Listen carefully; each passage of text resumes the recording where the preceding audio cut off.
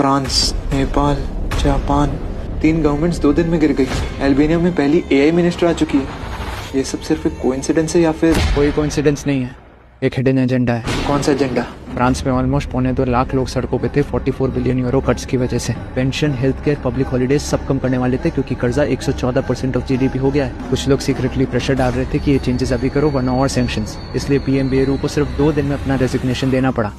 पहला पीएम गया। तो इनका असली गेम प्लान ये है कि पहले किसी देश को बहुत कर्जे में डालो और जब वो कर्जा चुकाने का वक्त आएगा तो ऑब्वियसली वहाँ की सरकार अपने ही लोगों का हक छीन छीन के तो वो कर्जा चुकाएगी और तब वहाँ के अपने लोग अपनी ही सरकार के खिलाफ हो जाएंगे। एग्जैक्टली। दूसरी तरफ नेपाल में भी सेम हाल। स्टैग्नेंट इकोनॉमी और करप्शन की वजह से जेंजी प्रोटेस्टर्स ने पार्लियामेंट ही जला दिया। पीएम ओली को रिजाइन करना पड़ा।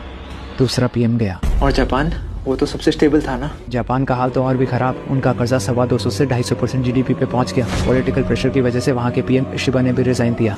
तीसरा पीएम गया। लेकिन ये इतना कर्जा जापान जैसा सेंसिबल देश क्यों लेगा? शायद लिया नहीं, दिलवाया गया।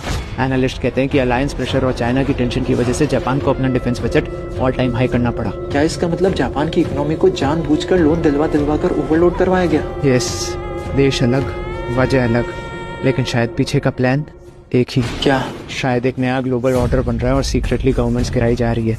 ऐसा लगता है जैसे एक नई दुनिया आने वाली है। सूडान, ग्रीस, इटली, इन सब कंट्रीज में भी डेट टू जीडीपी रेशियो बहुत बढ़ चुका है। आगे आगे देखो इन कंट्रीज में क्या होता है। लेकिन इसके पीछे हो कौन सकता है?